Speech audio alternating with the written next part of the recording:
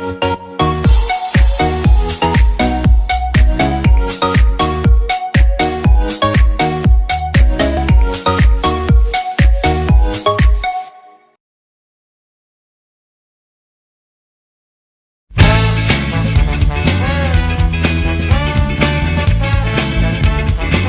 anak-anak kelas 10 yang cantik-cantik dan ganteng-ganteng. Selamat berjumpa dengan Miss Dian yang paling asai di pelajaran kimia.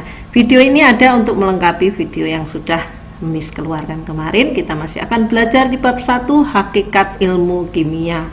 Di situ ada gambar makanan jajanan pasar ya. Nah, di sini adalah salah satu contoh penggunaan bahan kimia digunakan dalam zat aditif, yang namanya juga aditif, berarti ditambahkan, baik itu bisa berupa pewarna, pemanis, pengembang, pengawet, ataupun penyedap rasa. Coba siapa yang tahu contohnya apa saja? Penyedap rasa, nah pasti tahu ya, katanya bani micin generasi micin. Atau sebagai pengawet, pengawet itu apa? Natrium benzoat ya. Pewarna ini bisa pewarna alami, misalnya daun suji bisa memberikan warna hijau ya, atau pewarna yang lain. Ada juga satu bunga yang bisa memberikan warna biru ya. Kemudian juga sebagai pemanis ini selain gula ada juga bahan-bahan kimia sintetis yang bisa digunakan sebagai pemanis. Kemudian pengembang ini soda kue ya, yang bisa membuat adonan roti kalau diberikan pengembang akan menjadi melendung ya, mengembang seperti kue donat. Nah, dalam materi kali ini yang akan kita pelajari adalah peran kimia dalam kehidupan, kemudian hakikat ilmu kimia, metode ilmiah, keselamatan kerja di laboratorium, dan mengenal peralatan dan bahan kimia di laboratorium. Yang pertama adalah peran kimia dalam kehidupan. Banyak sekali barang di sekitar kita yang memerlukan kimia dalam kehidupan. Contohnya sampo, sabun, pasta gigi, dan banyak lagi. Terutama dalam masa COVID-19 ini, masa pandemi ini, kita diharuskan sering-sering cuci tangan menggunakan sabun. Nah, ini adalah salah satu peran kimia dalam kehidupan.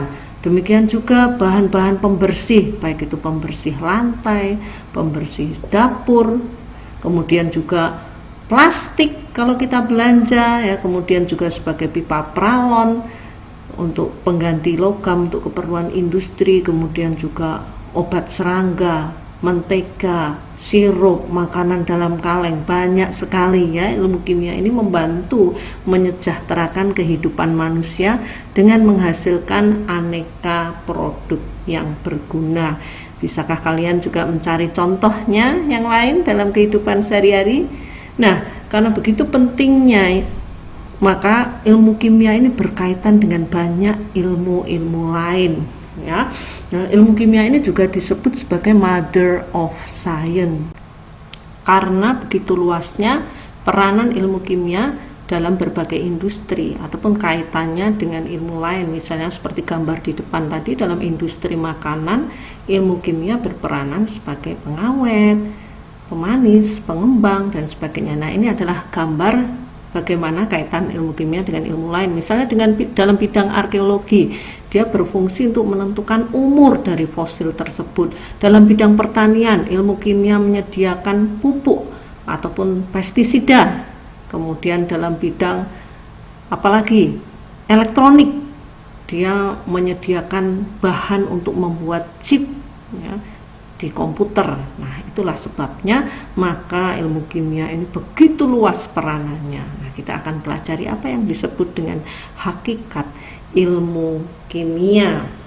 Ini juga gabungan dengan video yang terdahulu di mana Miss sudah pernah menjelaskan ya, hakikat ilmu kimia adalah suatu benda dapat mengalami perubahan bentuk maupun susunan partikelnya menjadi bentuk lain sehingga dapat mempengaruhi sifat-sifatnya. Sementara ilmu kimia adalah ilmu yang pelajari tentang susunan, struktur, sifat, perubahan dan energi yang menyertai perubahan suatu zat atau materi.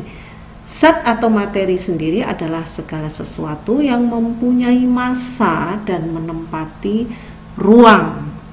Jadi apa saja yang mempunyai massa dan menempati ruang itulah zat, ya, bisa dalam bentuk cair, dalam bentuk padat, ataupun dalam bentuk gas, ya, karena zat padat itu seperti batu, dia mempunyai massa dan menempati ruang. Nah, ini kita sekarang masuk pada klasifikasi materi. Yang pertama adalah unsur.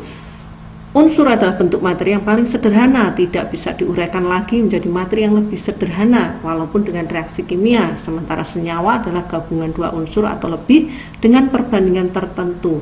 Sifat senyawa ini berbeda dengan sifat unsur pembentuknya. Misalnya H2O sifatnya berbeda dengan H ataupun dengan O.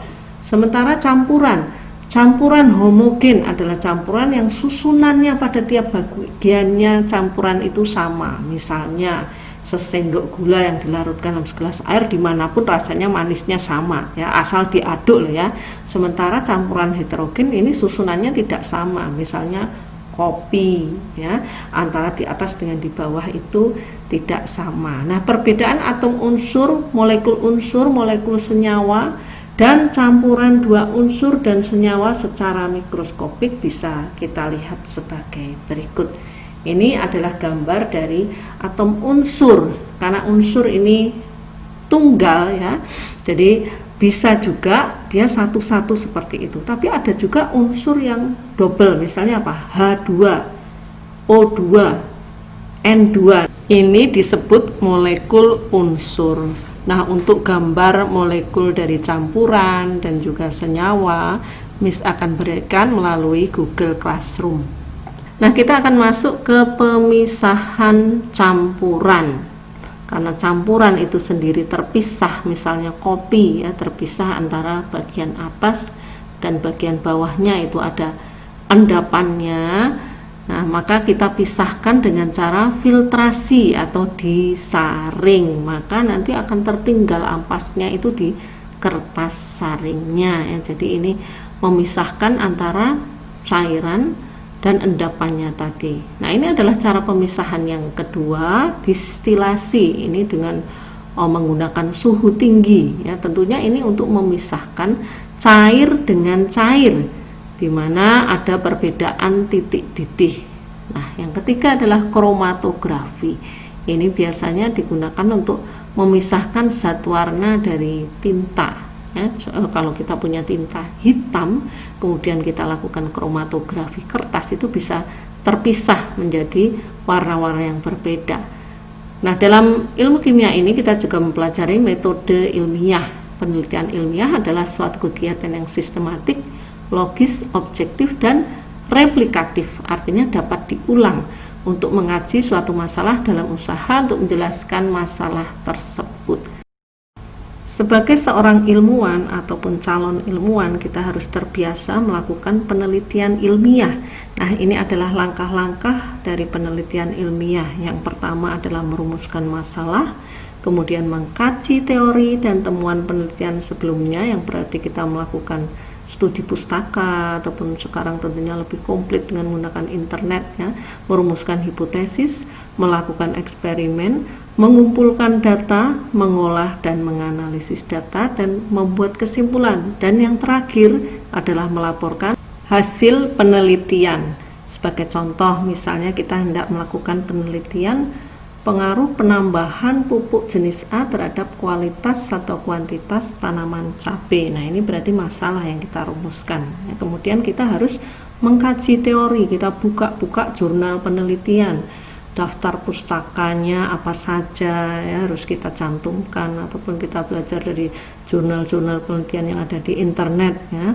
Kemudian kita juga merumuskan hipotesis. Bagaimana kalau misalnya saya tambahkan pupuknya sekian miligram sebulan sekali, ya, saya memiliki dugaan bahwa tanaman cabenya akan berbuah lebih lebat, saya bisa panen sekian kilo. Nah, itu namanya hipotesis ya. Kemudian tentunya kita harus melakukan eksperimen. Kita coba tambahkan pupuknya ya. Kemudian setelah itu kita harus mengumpulkan datanya. Ya, misalnya kita bikin variabel, yang satu ditambahkan pupuk jenis A, yang satu tidak, atau yang satu sekian miligram dan yang lain berbeda.